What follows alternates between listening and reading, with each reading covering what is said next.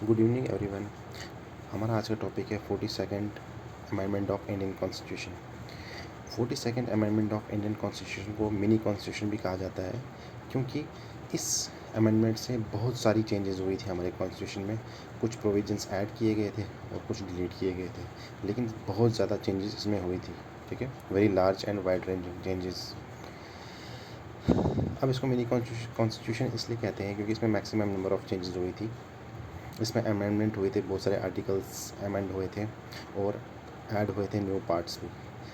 और इसमें क्या हुआ था, प्रेम्बल में चेंज हुआ था क्या कि नए वर्ड्स ऐड किए गए थे 3, सोशलिस्ट, सेकुलर और इंटीग्रिटी। और पार्लियामेंट की पावर को इसमें ज़्यादा कर दिया गया था as compare to Supreme Court of India. Parliament को ज़्यादा पावरफुल बनाया गया था as compare to Supreme Court of India. और जो सुप्रीम कोर्ट की पावर थी उसको कुछ हद तक रखा गया, उनकी पावर को कम कर दिया गया। ठीक है, ताकि उनका इंटरफेरेंस कम हो गवर्नमेंट के रूल्स में।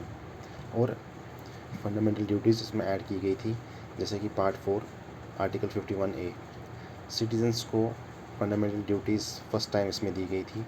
और directive principle of state policy को मोर इम्पोर्टेंस दी गई थी कुछ फंडामेंटल राइट्स के ऊपर कुछ केसेस में। और जो new directive principle of state policy इसमें ऐड की गई थी वो थी equal justice, protection of environment. और एडमिनिस्ट्रेटिव और फेडरल चेंजेस में क्या हुई कि सेंट्रल गवर्नमेंट की पावर ज़्यादा बढ़ा दी गई और स्टेट्स की पावर कम कर दी गई। और न्यू प्रोविजंस रिगार्डिंग ट्रिब्यूनल्स, जो हमारे स्पेशल कोर्ट होते हैं ना, उसमें कुछ न्यू प्रोविजंस डाले गए ताकि जल्द से जल्द जस्टिस मिल सके, फास्ट जस्टिस के लिए। हिस्टोरिकल कंस्टेंट, मैंने आपको कंटेक्स्ट आपको बताया कि ये कब पास हुआ था, ड्यूरिंग इमरजेंसी 1975 इंदिरा गांधी के टाइम। गवर्नमेंट उस वक्त क्या चाहती थी कि सेंटर की पावर बहुत ज़्यादा बढ़ जाए और जो कोर्ट का जो इंटरफेरेंस है ना, सुप्रीम कोर्ट का इंटरफेरेंस, वो कम हो जाए। उस पर्टिकुलर टाइम में क्या हुआ कि जो हमारी इंडियन सोसाइटी है, जो हमारे बहुत सारे मेजर पॉलिटिकल चेंजेस होती है हमारी सोसाइटी को विटनेस करने के लिए बहुत सारी चेंजेस की गई। ठीक है, बहुत सारी अमेंडमेंट्स की गई, चाहे वो न्यू आर्टिकल्स हो related to directive principle of state policies, या वो प्रेम्बल में नए न्यू वर्ड्स जो ऐड हुए थे, सोशलिस्ट, सेकुलर और इंटीग्रिटी। और सिर्फ यही नहीं, इसके बाद 61st कॉन्स्टिट्यूशन अमेंडमेंट हुआ। उसमें क्या हुआ कि जो वोटिंग एज थी वो 21 to 18 ईयर्स कर दी गई।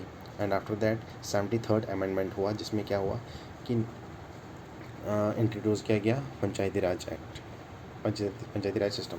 मतलब मसला ये है कि गवर्नमेंट चाहती थी कि सुप्रीम कोर्ट ऑफ इंडिया का बहुत ही कम इंटरफेरेंस हो, गवर्नमेंट के जो न्यू रूल्स वो इम्प्लीमेंट करती है इसमें सुप्रीम कोर्ट का बहुत कम इंटरफेरेंस हो। पहले क्या होता था कि पार्लियामेंट जो भी कोई अमेंडमेंट करती थी तो सुप्रीम कोर्ट उसमें देखती थी कहीं ये बेसिक स्ट्रक्चर के रूल्स के अगेंस्ट तो नहीं, तो वो उसको रद्द भी कर सकती थी।